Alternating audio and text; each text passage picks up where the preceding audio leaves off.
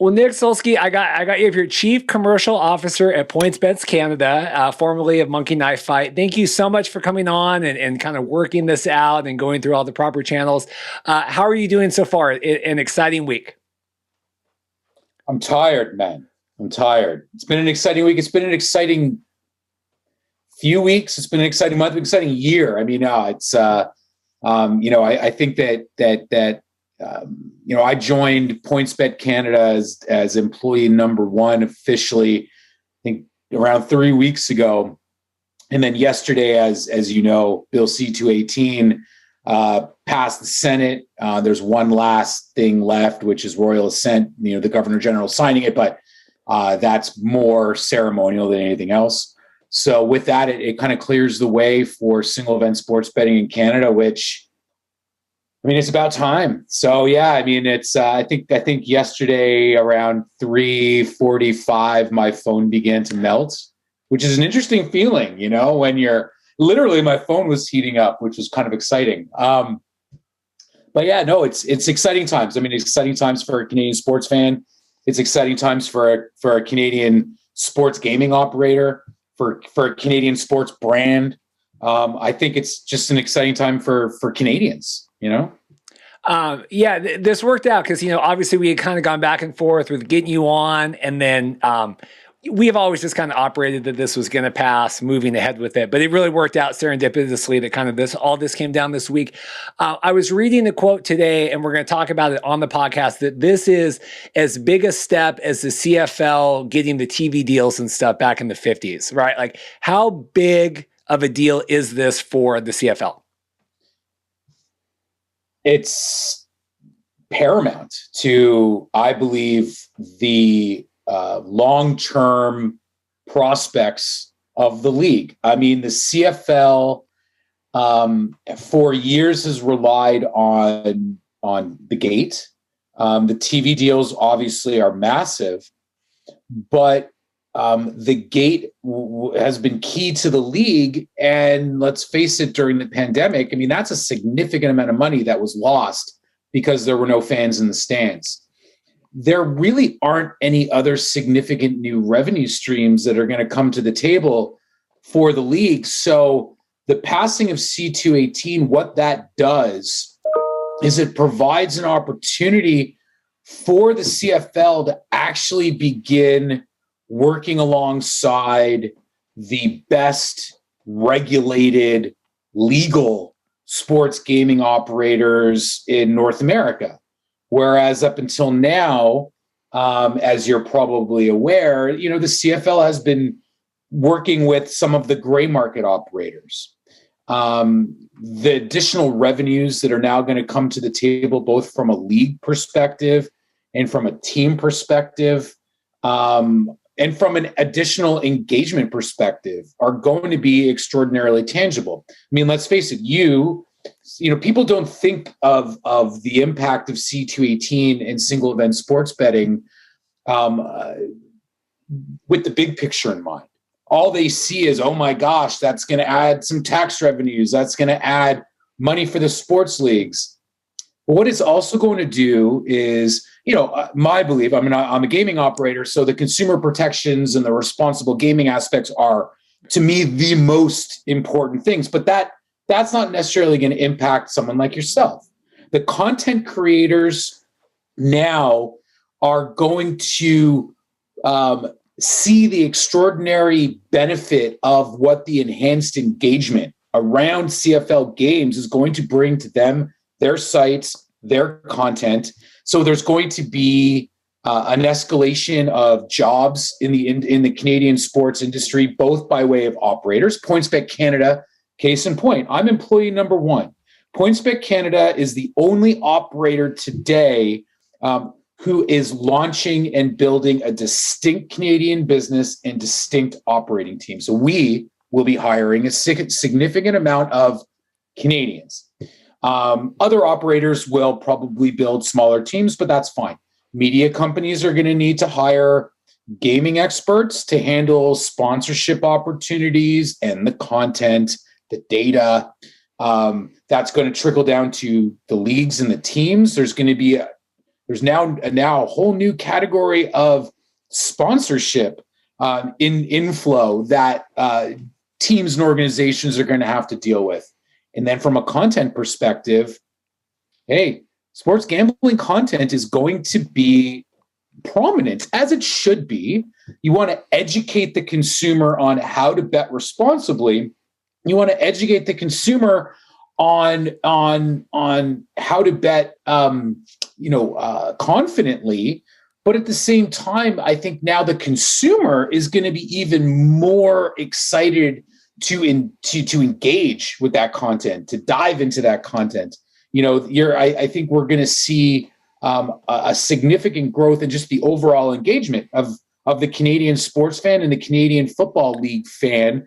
And let's face it, from a broadcaster perspective, people are going to watch games longer, right? I mean, a game could be a blowout, but if you have a few bucks riding on it, you're going to watch and you're going to watch till the end, right? So, yeah, I mean, it's a big question, but I mean, the impact of C218 is massive. And let me just end with this, and I speak personally, I'm a father. My daughter plays flag football. She loves football.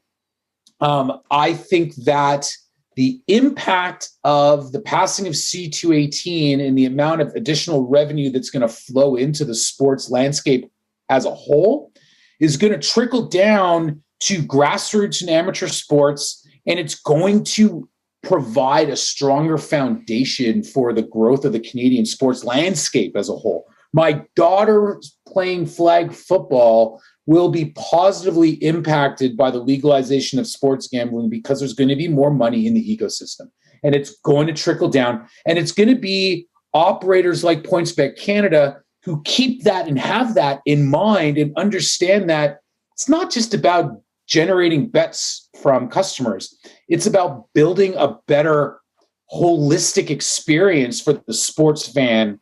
And that's really what I think. That's what excites me. Sorry, I talk a lot. That's good. That's a big question, man. This works well for the podcast. The biggest concern for us and my co-host Paul, too, I'll echo, and this is, people have told us this, right? We come into covering the CFL stuff, and people have said, the league struggles to know how to market, right? For the last couple decades, they've really fallen behind where, the NFL, NHL, a lot of these other major leagues. But then the same people that are telling us that now are saying, man, when it comes to sports betting, the CFL, the marketing potential is just out the roof, right? And so I'm like, well, how are those, this league that maybe is more of a dinosaur, is it one of those things where this is so big that the CFL almost just needs to get out of the way and everybody else that's smarter around them can run this stuff? You know what I mean? Like, you guys can handle it. Like, how does that, that's where we struggle with the mindset around this. I mean, it's a really good question. And, I think that, I will say that the CFL has been spending a lot of time thinking about the reality of C218. Not to call them out, but I consider their chief marketing officer and chief revenue officer, Tyler Mazzaro, I consider Tyler a friend.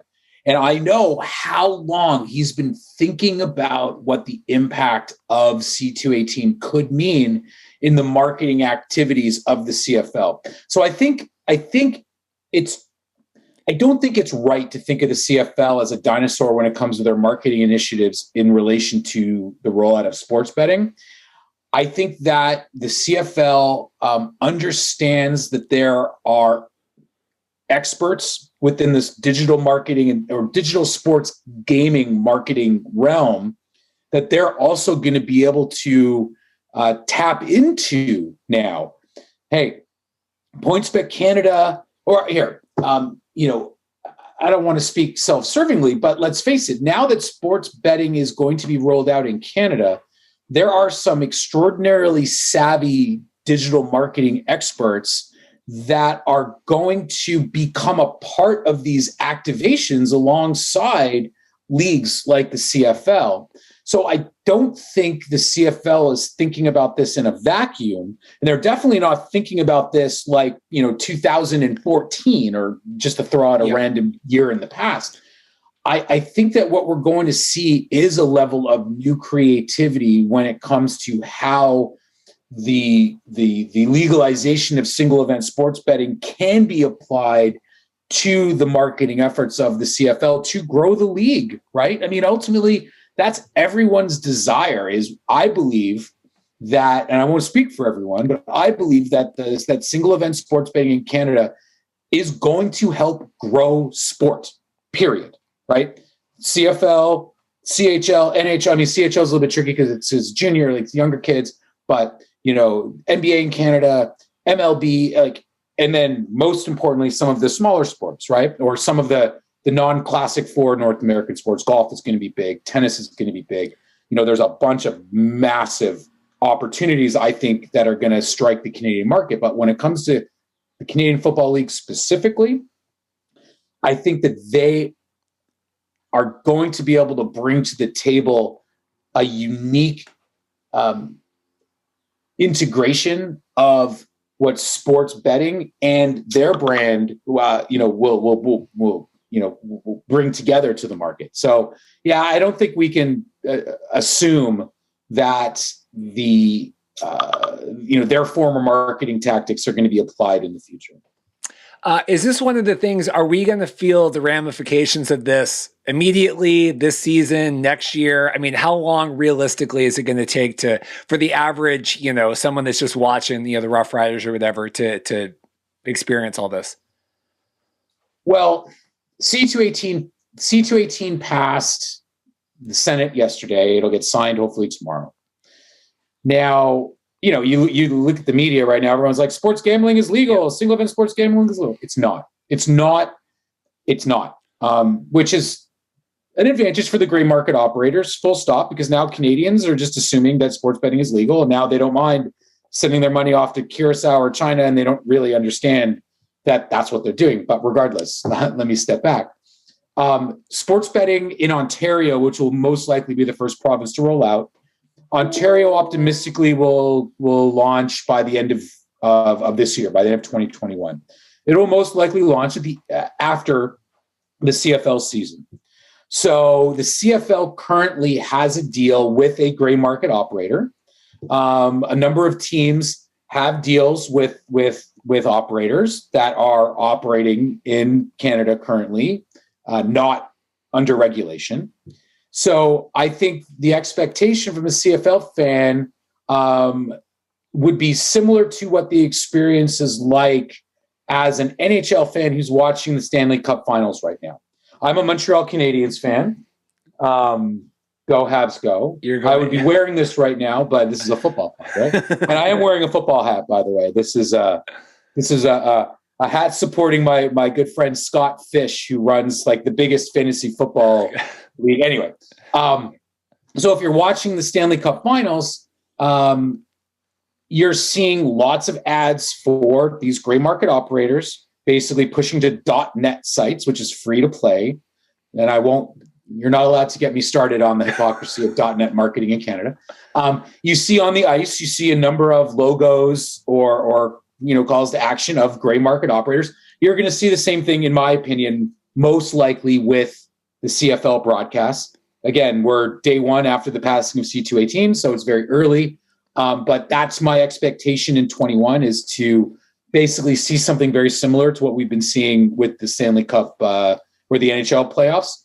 I think come 22, it'll be interesting to see how the teams, and I will say within the last, what time is it now? Within the last 16 hours, I've been approached by 3 CFL teams, which is great. Yeah. Right. Yeah. So I think that there are going to be some proactive CFL teams and potentially the league that decides that they do want to partner and work with the most legitimate, regulated, compliant operators, because ultimately we are going to provide the best platform, the best product, the best service.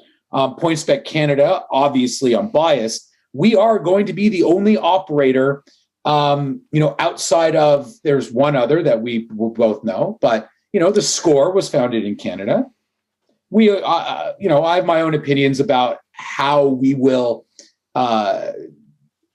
inhabit this market alongside them.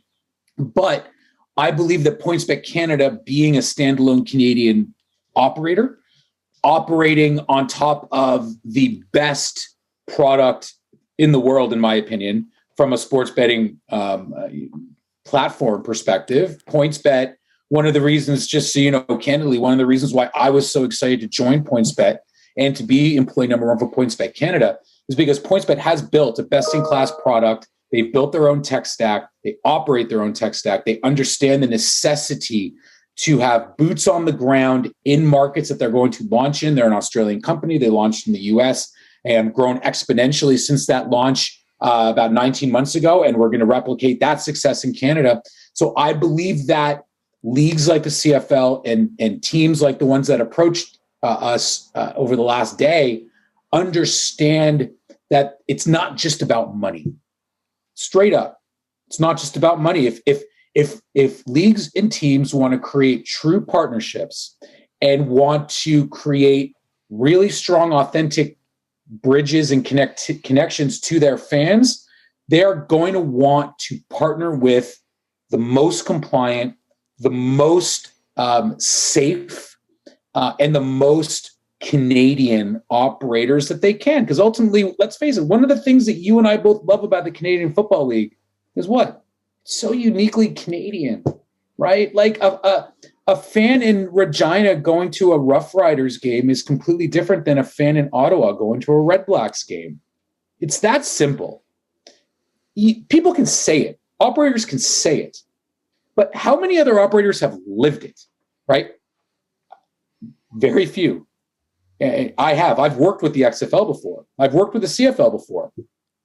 I've driven every inch of the Trans-Canada Highway.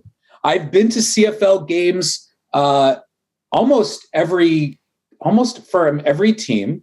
I've been to a Grey Cup. My daughter played in the the CFL Flag Football Championship in Edmonton right before that Grey Cup representing Toronto. Like, there's something so uniquely experience that I believe very few, if no operators truly appreciate. And my hope is that, hey, there's going to be other operators that the CFL and the teams are going to work with. I hope that those operators take the time to actually understand what it's like to be a Canadian football fan. Maybe they can learn quickly.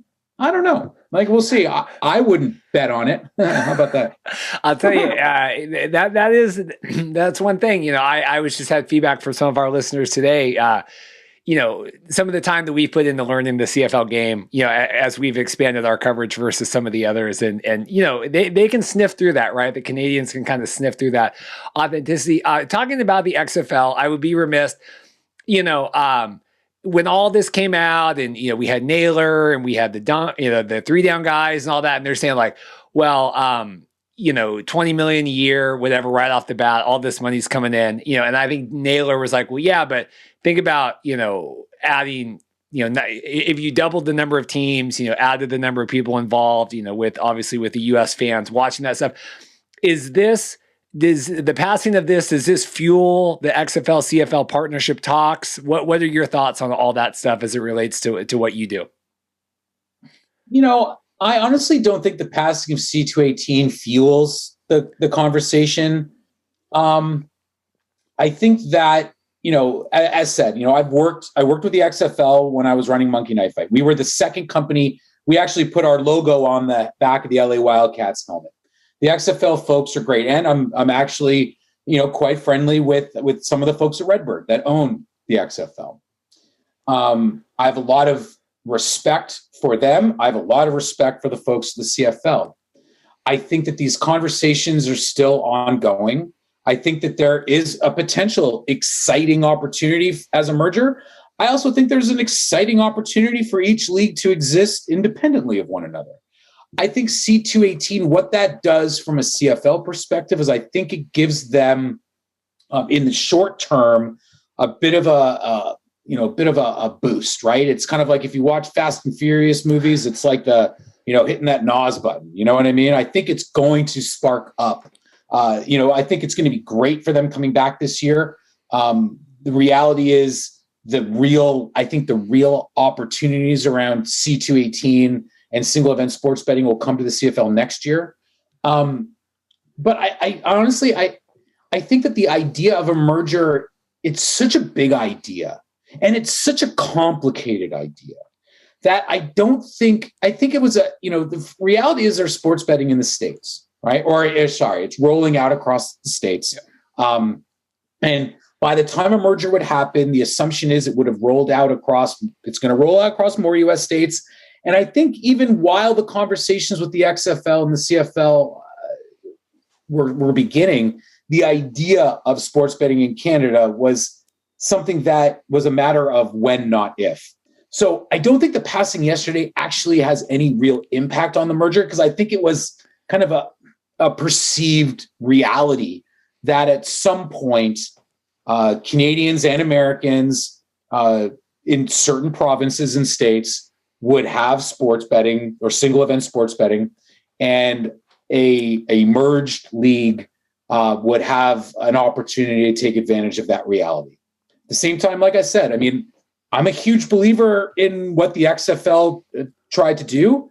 I think I had a lot of respect. I got to know a lot of the folks at the league. It's great people. I think the games, as you watched during the season, the games got better, right? I mean, and even you see a guy like PJ Walker who goes in and plays for the Panthers and played pretty well. Like, you're starting to see the opportunity there. I think that at the same time, I'm a fan of the CFL. I'm not a diehard CFL fan, but I'm a fan, right? I grew up I'm a Montrealer. So when the Owls came back and started playing at Molson Stadium, that was such an incredible experience. And I went to university in Atlantic Canada, and I went to school with a couple of guys that I went to school with played in the CFL, like Eric Lapointe, who you'll probably remember. Like, Eric is one of the greatest. I think Eric is the greatest Canadian university football player of all time. Eric played in the league for the Ticats for the Owls, and I can't remember if he played for anybody else. And another one of our friends, Philip Girard, played for the Eskimos, now the Elks. And so I've been a big fan of the CFL for many years, and it's just a unique, identifiably Canadian experience. And as you can probably guess, I'm as patriotic as they come, man. I love this country. And whether I like the NFL or I like the CFL, I like football and I love Canada. So guess what I'm watching, when the CFL is on? I'm watching the games, you know what I mean? So, yeah, I'm excited about what this is going to mean to add additional revenues for the league, to provide a better foundation to grow the sport. Because ultimately that's what it's going to do, merger or not. I don't want to hold you too long today. You've been, so gracious with your time. Kind of the last big question I had, and it was all the way back, I think, when I originally reached out to you. I saw your interview talking about, guaranteed life for the CFL, all these things. And fundamentally it was something along the lines of this is the quickest, easiest way to kind of fix the CFL business model, right? And I thought, because again, I hear these every day, the CFL, the business model is broken, all these things, they need to work on this. And I thought, well, it's like a NOS, like you were saying, or it's like a Band-Aid, but it's not. I feel like this is another way for them not to ultimately self-reflect, right, and figure out how to get away from gates and stuff. I mean, obviously this is huge, but do you see how we're grappling with that, where this is great and this is going to shoot them to the moon, but maybe that foundation still is a little shaky that we're kind of building this off of now, the skyscraper? Well, let me throw this back to you. Let me ask you a question. What's the biggest challenge that's been facing the CFL over the last number of years? Fans in the seats? No, but more specifically, what do fans in the seats mean? Well, gate revenue. Money. Yeah. Money. It's money. This is money. And this is a lot of money. I mean, it's kind of that simple. There's no other 7-figure plus truck. Yeah. Or truck with 7 figures plus rolling up to the stadium of the teams, let alone the leagues, right? This is the ability to basically say, give me money now. And people like me saying, here's some money now. This is it, right? You're not going to see, a big Canadian brand all of a sudden say, okay, CFL, we're going to give you, 8 figures, or we're going to give teams 7 figures to be, yes, maybe the CFL, if they want to put, names on their jerseys of prominent Canadian brands and take away take away a lot of the football identity of what it's like to look at the uniforms. But even that's not going to add the types of revenues that I think, that I know sports gaming is. So, I mean, it's just as simple, Reid, like it's money. It's money. Yeah, I certainly, and I get that as someone though that has, watched and not professionally covered, but watched and covered like the WWE and wrestling for years, right? WWE right now is on the highest revenue they've ever had, right? In terms of like money coming in and global expansion, all these things. But, like the product is stale, fan attendance, obviously. So that's just my fear. It's like, we're going to get all this money, but the CFL still won't be able to fill, the Argo Stadium, or they still won't be able to fill, that's my concern. This is where we also come into play. The other piece to this puzzle is the revenue that's going to come into the space. What it's also going to do is it's going to drive innovation, which is really exciting. Part of that innovation is going to be the in-stadium experience. It will not be far in the future when you can be sitting in a stadium and you're making bets on your phone while you're watching the game. And there will be exclusive prizing, exclusive opportunities to drive a consumer to a game that they necessarily wouldn't be able to participate in if they're sitting on their couch, right? So these are some of that's kind of the thing that I didn't talk about before, is this money is going into the sports ecosystem. Part of that ecosystem is also going to be driving innovation, right? And the multiplayer market that's coming into most of these provinces, hopefully, is also going to drive innovation. People are going to want to make better products. Teams and the league are going to want to figure out better experiences to deliver to their fans. So I think that is a big issue that I think this is going to help solve. I think you bring up the WWE, and it's a really interesting comparison. I think part of the challenge the CFL has always had is that there's a lack of major star system attached to CFL players, right? I think that what sports gambling is going to do, I hope, is it's going to shine another light on specific Canadian or CFL players, right? Because when you think about sports betting, it's not just, I'm going to take the Alouettes -4.5 against the Red Blacks.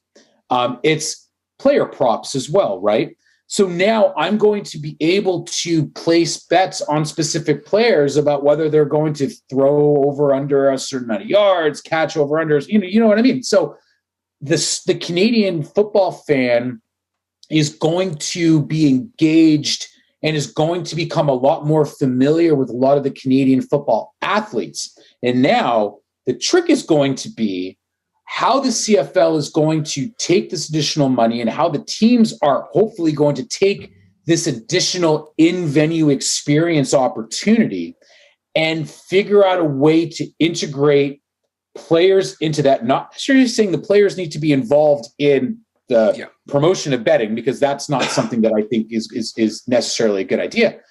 But it's, you have additional revenues now, you have additional eyeballs now. Okay, how are we going to use that to start shining a light on some of our players that are now going to be more recognizable because of betting, right? So I think that that's going to be a big challenge for the league. The WWE generates so much revenue because they're able to create a real authentic bridge to the WWE fan through them following these stars, right? I mean, geez, I haven't watched WWE in a long time, probably since it was called WWE, WWF back in the day, right? So, ultimately, I was a big WWE fan, and it was because of the personalities, right? I remember in the heyday of when I was a kid, or when I was really into it, when it was like, The Rock, Stone Cold, Triple H, during that whole dynamic, it was just so much fun. And I've disengaged, but ultimately the next generation of WWE fans, they're attached to the stars, right? They like the Roman Reignses of the world and the Luke Bryans. And I apologize if I'm missing these names, but whatever. I know that they've been around at some point recently. And so I do think that that's where, if I were the CFL, if I were the teams, I'd try and figure out a way to get my players into the limelight a little bit more, because to me, that's also, let's face it, that's also how you produce some extra revenue streams. That's how, you get young fans even more engaged when they have players to look up to. So that would be my, if I was tasked with how to utilize C218, it's not just money. It's, we have additional money now. Okay, how are we going to use it? Oh, I think we should figure out unique ways to harness the extra engagement that sports betting is going to provide the CFL, both in venue and at home and through broadcast. Harness that new engagement, take the additional money, and then figure out what that means and how to shine a light on the players to help bring them into the limelight a little bit more. Does that make sense? It is. And I hope that someone is listening, and I hope that someone, yes, because that's the thing is, and I'll let you go here. You've been so gracious with your time, is, we can have all the money, all the smart, everyone else in the world, right? Everyone else surrounding the CFL, all this different stuff.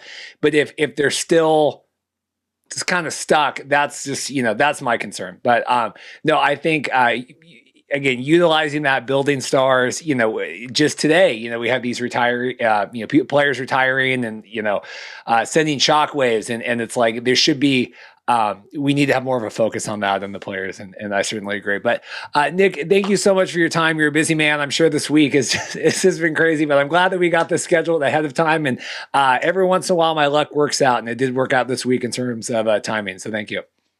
Reid, my absolute pleasure. You know how to find me. You're a great follow on Twitter. So and thank you for doing the same with me. But I'm a fan of what you're doing. So keep up the great work, brother. Perfect. Thank you.